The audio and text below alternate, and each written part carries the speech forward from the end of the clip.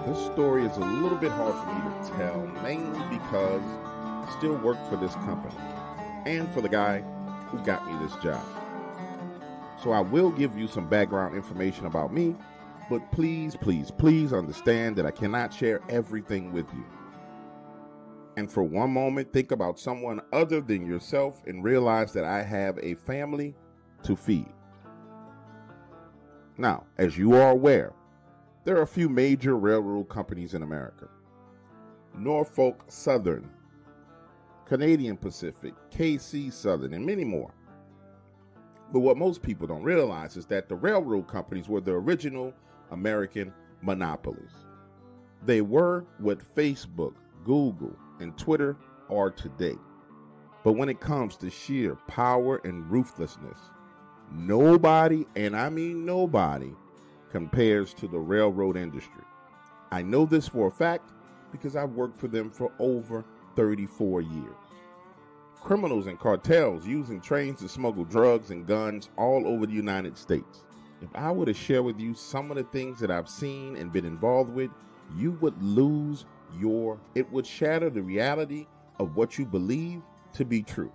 I'm talking about things ranging from just dumb people pulling out on the tracks and their cars getting stuck, all the way up to nuclear warheads being stolen, moved across country, trains being bombed by fighter jets, and the news tells you that it was a train derailment. You guys have absolutely no clue the level of chicanery that goes on with our railroad system. But this particular series of events happened in 2016. I'm away from work on a 2-week vacation with my wife and my grandchildren. He says, hey, I need you to do us both a favor. Fly out tomorrow. They're looking for a train driver. It's an off-the-books operation, one-way trip. They fly you back home when you're done. The pay is $15,000. You keep 10, I keep 5. Just for me bringing this to you. Now, remember, I told you, I've seen some things, done some things when it comes to this railroad. And this is exactly how I saw them. These smaller off-the-books deals, sometimes involving narcotics, other times off-the-book black operations. Remember, I told you I'd seen some things, and this is how I saw them. We go through the normal back and forth, how's your family, how's your kids, while I'm thinking and trying to decide if this is something I need to do. And during that conversation, it hits me. My wife, my beautiful wife, had just ran up our American Express bill. Why? Trying to help her idiot brother who can't keep a job under any circumstances. You see, him and his wife were in the process of losing their house when my wife comes to me and says, babe, we really need to bail them out of this situation. My stance was a firm no. She and I went back and forth and I articulated to her, listen, babe, the only way people understand how to hold on to money is when they pay the consequences. As long as your brother doesn't pay any consequences for his actions, he will continue to spend money like a wild man. Him and his wife will continue to dig holes like this for themselves. So I'm not putting up a dime to bail them out. It was long story short, through a wild series of events, my wife calls their mortgage company, pays $8,000 to help them get a loan modification. Picture this, I'm standing there in the kitchen, phone to my head, listening to his voice through one ear, my mind replaying the original conversation I had with my wife where I told her no, and I tell him, listen, I'll do it. I could use the $10,000 to pay off this credit card debt that my wife has ran up with a stupid ass brother. So we agree. Get off the phone. Now I'm walking into the bedroom to pack my bag and explain to my wife where I'm about to go. That turns into another argument. This is supposed to be our vacation. Where are you going? Why are you going to do stuff? And I'm sitting there telling her, listen, honey, I'll be back in 2 days. It's all good. I just need you to chill for these 2 days by yourself. She's adamant about me not going. So I walk over to our file cabinet where we kept all our receipts and pull out the $8,000 American Express card bill, place it on the bed, and tell her, unless you're going to make the money to pay this $8,000 off or your brother's going to pay us back, I need to go do this job and take care of this bill. Now, if there's one thing I can tell you about my wife, she knows when she's won an argument and she knows when she's lost an argument. So she walks over to the dresser and starts taking out clothes to help me pack, and we don't say another word about it. The next morning, I'm on a flight headed to a town near the southern border. I get picked up in a black SUV, blindfolded, and driven for what seemed like about an hour or so. When we arrive and I'm finally escorted out of that SUV, I'm walked blindfolded for about a good 200 paces. Now, I know what you're thinking. What the f is going on? This dude can't be telling the truth. But believe me when I tell you, this is how it all goes down. I assumed as usual that they were taking precautions and they had compartmentalized the travel of this train to make sure that not one individual knew everything about what was going on. We're walking for a while, reach a point and stop. Now I can hear the train slowly moving in our direction. People talking. Next you hear what sounds like typical loading equipment, forklifts, and to this day my mind still struggles to completely comprehend everything I heard, but I know for a fact I heard somebody saying, hey, slowly, move slowly. Now lift it up, careful, slowly. I hear the brakes on the train as it comes to a complete stop. Then I'm walked to the left, and we stand there for another 15 minutes as I assume they continue to load the train. As I hear multiple people moving back and forth, but mostly one person talking, giving orders like, load that first. Good job, gentlemen, good job. One more, and we're done. Careful. Slowly. We don't want it waking up, slowly. And there was one point in time where that man with the commanding voice was extremely close. I could tell it was him, but I couldn't quite make out everything that was being said because he was talking in hushed tones. And a few minutes later, my blindfold is taking off, and I'm standing at the front of the train, handed an envelope, and told to get her moving. Looking back, I was only pulling 5 cars. Talk about a small load. Somebody had gone through a lot of trouble to make this happen. Now, on board the train, I open the envelope, and my instructions are very, very simple.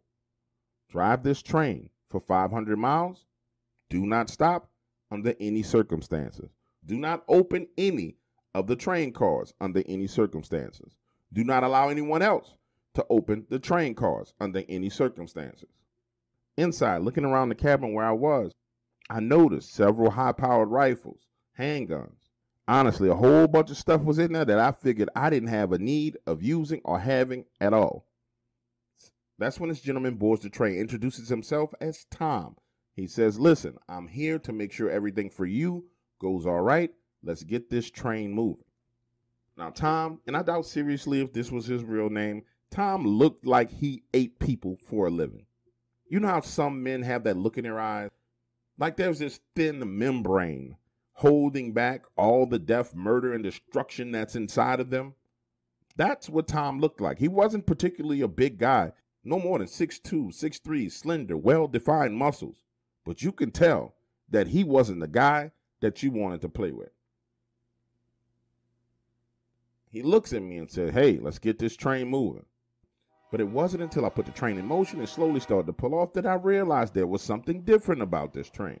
Now listen, every train has a pilot. And for those of you who don't understand what it is, a pilot is at the front of the train, and it's used to ensure that it can knock anything off the tracks that may cause the train to derail. Normally, the pilot is just flat. This pilot had been modified. It protruded outward on a 45-degree angle and had spikes on it, and extended 20 feet out in front of the train. As we're moving along, I look at Tom and said, hey, this is a weird pilot on this train. Why does it have spikes on it? What were we expecting to see on our way to our destination? Tom just replies, listen, we haven't seen anything on this trip thus far, and I'm hoping we don't see anything moving forward. This is the last leg of the trip. Let's just get this done and get it over with so we can get home safely. Now the train is moving along. Everything is going smooth, and I'm trying to make small talk with Tom. So, where you from, Tom? His eyes were locked on the tracks up ahead of us. They dart to the left. He gives me this quick look, saying, you really don't need to know or want to know any of that information. I noticed that he has a scar, and it runs between his pinky and his ring finger all the way up his wrist. And I said, well, Tom, okay, if we can't talk about where you're from, at least tell me the story of how you got that scar on your hand. Again, his eyes dart to the left, and he quickly says, those are claw marks. And jokingly, I reply, oh, I get it. You one of those guys that goes to Africa and does the big game hunting. Man, I never understood people who do stuff like that. Expecting him to bite on that line, he doesn't. He just stands there quietly staring at the tracks. It was right then and there that I realized that this guy wasn't going to freaking talk to me at all, so screw it. Let's just get this train where it needs to go, and I'm going to keep my mouth closed. We had been riding along for about an hour, hour and a half, when we felt the first jolt. And by jolt, I mean something at the rear of the train had moved and transferred that force through every car all the way up to the locomotive. We both felt it. I look over at Tom, and he doesn't seem to be bothered by this one bit, but I am. I've been on trains my whole life, and I know the type of force that it takes in order to make something like that happen. And if we had cargo on board with that kind of force, it meant only one or two things. Either they had put some form of liquid inside of the train cars that as I pulled off, it started sloshing back and forth, and that perpetual back and forth movement had made it slide, and I was banging into either the front or the back of one of the train cars. Or they had loaded something or someone else inside of those train cars that was way more dangerous than I could ever imagine. I wouldn't call myself a conspiracy theorist because I've seen a lot of my life. And I believe in everything. I believe that our government has men who can transform into the Hulk like on TV. I believe there's a Superman. I believe in Batman.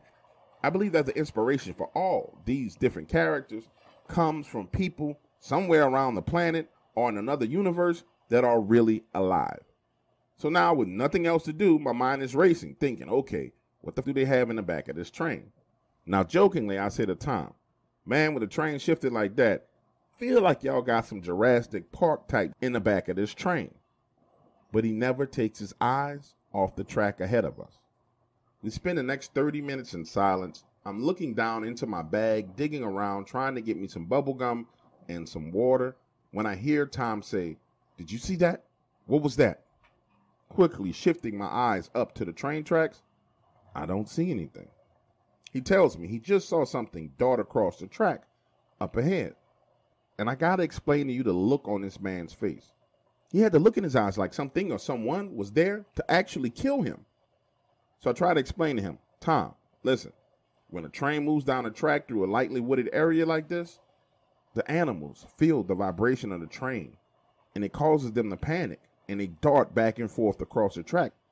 I tell him I've been on jobs where confused deer would dart back and forth across the track, trying to figure out which direction to go into, until eventually they got hit. And I don't know why at this point I was trying to reassure him, but I was. Tom, it was probably nothing more than a deer. Over the next 30 miles, the terrain began to change. Originally, it was low-density forest, but as we moved further, the woods became more and more dense. Something that I really, really enjoy. Opening the window, letting some fresh air in. I love the smell of the woods, that cool breeze coming in. And that smell of nature, you know how it is when you're out in the woods. It's so much better than anything you experience living in the city. As I'm opening that window, we feel the train jolt again. Honestly, this time it's 3 times harder than it was originally. To me, it felt like the Incredible Hulk was in one of those train cars behind us, and he was pissed off. Because of the noise that the train made, I couldn't hear any sounds, but I could tell by the look on Tom's face that he was getting concerned. Because he grabs one of the rifles, opens the door, and heads out the side of the train. Now, to be clear with you, I've been riding on trains my whole life, and that's what you just don't do. You don't go outside of a moving train under any circumstances. But he does it. Him making that decision immediately let me know that we weren't transporting no liquid fluids. We was transporting something that was extremely dangerous. Concerned for his well-being, I start to slow the train down. I walk over to the side where he was standing, peek my head out, and now I see him literally climbing up to the top of the moving train car. So I slow it down even more. My eyes are no longer on the track because I'm trying to figure out what the hell he's doing on top of the train. He's moved out of my eyesight when I hear this impact towards the front of the train. When I turn my head and look, all I see is blood on that pilot at the front of the train. So now I'm screaming, Tom, Tom, Tom, trying to get his attention, because normally when you hit something on a track and you're not sure exactly what it is, You slow the train down, stop, take a look, and make sure it wasn't an actual human being. But my instructions were specific. Do not stop this train under any circumstances. So for the next 10 minutes, the train is still moving along. I'm there panicking, freaking out, because I'm not sure what the hell I just hit. In my mind, I'm thinking, nah, it couldn't have been a person. No person's going to walk out in front of a train with this kind of pilot on the front of it. You would have to be freaking insane in order to do something like this. Finally, Tom climbs back inside the cabin with me. I tell him, listen, we hit something, and I don't know what the fuck it was. I was too busy looking back at you. I took my eyes off the tracks, and next thing you know, there's blood everywhere. Now, this was the first time that Tom had literally squared his body to mine, looked me straight in the eyes, and said, listen, I need you to get this train up to speed, and no matter what happens, no matter what you hear, no matter what you see, do not slow this train down. Do you understand? And I realized I had to look like a confused, scared child as I'm nodding my head, because he repeated it again. This is an order. Do not slow this train down again. No matter what I do or what you hear, do not slow this train down. It is way too dangerous if you slow it down. And it's at this point in time when he and I have this slight disagreement that leads to him putting a loaded pistol to my head. Because I simply say, Tom, I don't know if you know this, but I can't make this train go any faster than 65 miles an hour. In fact, I'm not supposed to go any faster than 59 miles per hour. And that's when this man pulls his gun from his holster, takes a step back, and points it directly at my head, saying, make the train go faster. You're not listening to me. Make the train go faster. So now I'm making the train go faster. Keep in mind, this is not my train. This is their train. So I look at him and tell him, you know what? If this bitch derails, at least both of us are going to die together. So I start to bring the train up to speed faster. We move from 45 miles per hour to 55, from 55 to 60, from 60 to 65. And then the PTC system kicks in. He looks at me and says, why are we not going any faster? And I explain to him, Tom, somebody on your end did not disable the PTC system, which combined with the other systems limit the speed of the train. If you wanted this train to go any faster than this, then you guys should have consulted with one of us first, and we could have removed the systems, and we could go 150 miles per hour in this, but we can't because the system is intact. And now I'm pissed off because he's standing there with a pistol pointed at my head, not realizing that I've been in the same situation before with way worse people than him. And the best way to get my cooperation is not to put a gun to my head. So I tell him, Tom, the best way to get me to cooperate with you is not to put a gun to my head, but explain to me what the is going on and why we need to remove this system. If you talk to me, maybe we can work together and get the issue resolved. But pointing a gun at my head is not going to get you anywhere, because if you shoot me, what happens to the train, Tom? How do you move the train if you put the bullet in my head, Tom? And you can tell by the look in this man's eyes that everything that he's accomplished in life, he's done it by brute force. He puts the gun down and he says, listen, we need to get this train moving faster and get to the rendezvous location because there are other parties interested in rescuing the cargo. So now I'm putting two and two together in my head thinking, okay, we got some kind of high value target on the train. And under those circumstances, there's no telling who or what number of people they're going to send to try and recover this high value target. Now, even though he just put his gun back in his holster, I feel more comfortable because at least now I have a clue as to what the f is going on. So I tell him, Tom, keep your eyes on the tracks as I go and try and disable the system. And the biggest problem that we had is whoever was on this train before me didn't disable the speed limiter. Now, moving towards one of the control boxes, I opened it up and realized that someone else had recently been inside. You can see where someone had already tried to tamper with the speed limiter. When I see Tom again grabbing a rifle and going outside of the train. And I'm thinking to myself, this is psychotic. And I hope he gets his dumb ass on top of this train because I'm about to make it go 100 miles an hour, and he falls to his death. It takes me about 5 minutes to bypass the speed limiter. The only limitation to the speed of this train was the limits of the train itself. So now I'm bringing it up faster.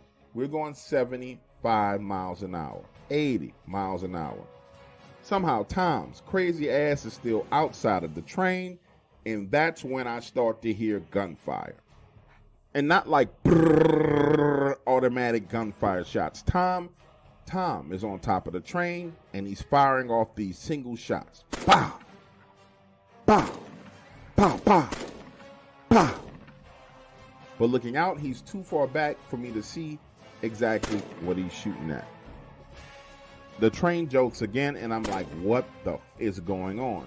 So now I find myself opening the door to a moving train, holding on, leaning out, trying to see what the is going on. And let me tell you, that was the first and the only time I stuck my whole body outside that train to take a look. Because running along the side of that train were 5 gigantic wolves running along, trying to keep pace with the train. And when I say gigantic wolves, one of these things was the size of a mini Fiat. We're talking about big freaking wolves. Now, I'm standing there in shock, staring at the tracks, trying to figure out what the heck I got myself into, when Tom climbs back into the cabin like nothing strange or weird is going on. There was this awkward silence as I stood there thinking to myself, do I ask this man what he was shooting at, or do I just ignore this and pray that we get to where we're going? But I could not hold this question back. Tom, what the are those gigantic wolves that are trying to run down this train? He looks at me and says, those are the interested parties that I was telling you about, and that is the reason why you cannot slow this train down. I tell him, listen, Tom, this is my job. I know what I'm doing. If we move any faster than this, we could have a serious problem on our hands.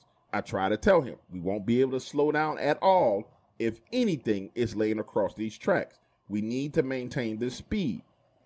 Listen to me. For the rest of the duration of this trip, Tom continues to climb in and out of the cabin to the top of a train that is moving at this point in time 80 miles an hour and starts firing rounds at these wolves.